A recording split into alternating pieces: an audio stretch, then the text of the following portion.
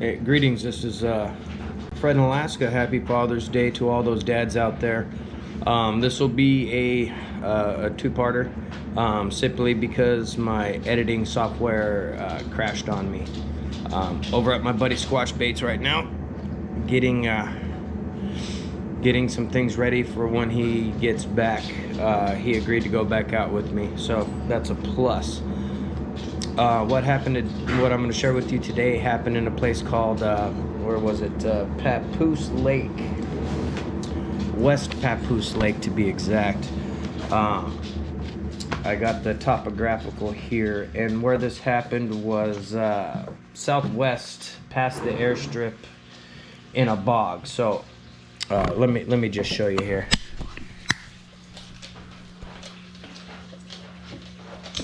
Let me get a better field of view.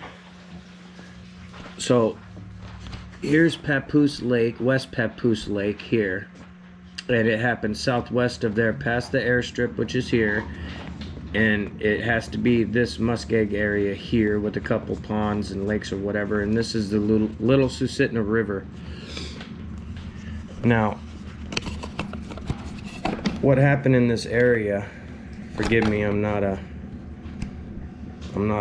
world-renowned filmmaker yet. So anyway, so what happened is this happened actually the week before Father's Day 2 years ago. They were on their way just to have some fun, explore. They've been to the airstrip before. They went past it and they went down this little embankment that opens up into that flats area. What drew them there is initially they were just playing around the airstrip, chasing the little ones or whatever. This was shared from Jason and his wife Jennifer. Real first names. They didn't want their last name shared. So Jennifer and Jason, they're wrangling their kids, doing the dad thing. Forgive the background noise. There's a wash machine going. Anyway, so what ends up happening is the kids are squealing and screaming. And off in the distance, they hear this god-awful sound. They do not know what the hell made that sound. Jason is armed, out in the woods with his kids, man. This is Alaska. You got to take it serious. So he does this thing. He gets the firearm, gets Jennifer to get the kids to a safer spot, and he's going to go investigate and confront this sound. Now, he goes down and he's looking out into this flats area, and he notices a brown hump in one of the ponds in the muskeg, and he thought, oh cool, a back of a moose. The moose has got his head under the water, and maybe the kids will be able to see this moose pop up and show its antlers and stuff with all the moss hanging off of it.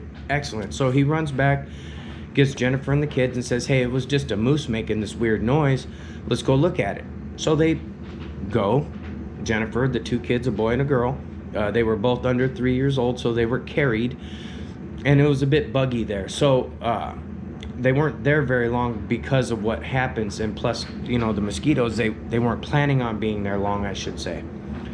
So they get down to this vantage point where they're looking down, and Jason's trying to tell the kids, hey, look, you know, there's that moose, and they see this brown hump in the water. Just a brown hump, and they were assuming it was the back of a moose. So they're whispering to the kids, oh, it's going to be great when this moose stands up. You'll be able to see this moose. And, you know, they're teaching their kids, giving them, you know, some culture in the area, you know, being raised in Alaska. Fair enough. I mean, as a kid, I was always raised with knowledge of the woods, you know, so I'm all for that. Get out of there, Sue. And so, forgive me, technical difficulties here. So, they're watching, and they're thinking, man, it's taken forever for this thing to pop its head up. And they must have been sitting there 5-6 minutes. Then it stands up. It's not a moose. He said it looked to be about 4 to 5 feet across the back. They were approximately 120 yards from this thing. So he's guesstimating 4.5, 5 foot across the back.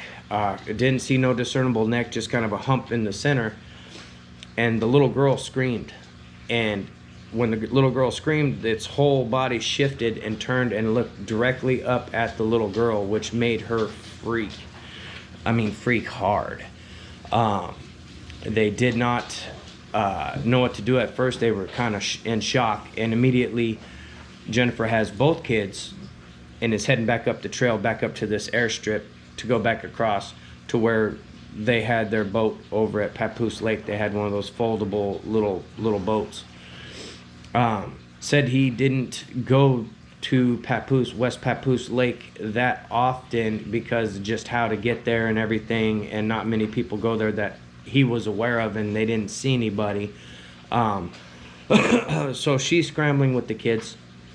He's got his firearm out, 1911, 45 ACP, whatever. And he's continuing eye contact with this thing and is freaking the fuck out.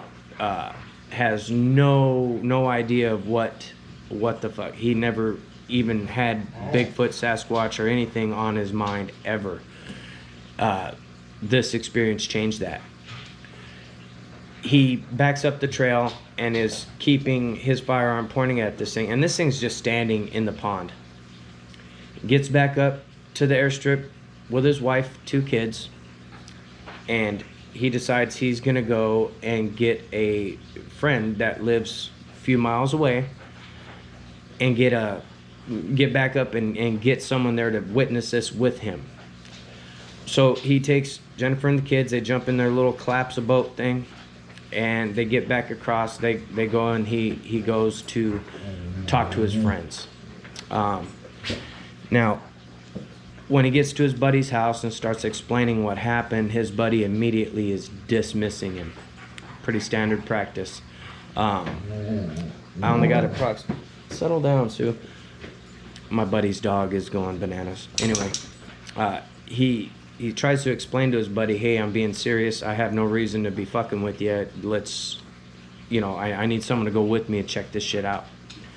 His buddy reluctantly agrees, and they grab some high-powered rifles and video camera. Old school video camera. They don't know if they'll make use of it or not, but they're going to attempt to, get something on video. Now, they don't have a lot of daylight left. It stays light out that time of year, let's be honest. But his buddy didn't want to go out that late at night. So from this point, I will continue with part 2 in just a moment. It'll be up.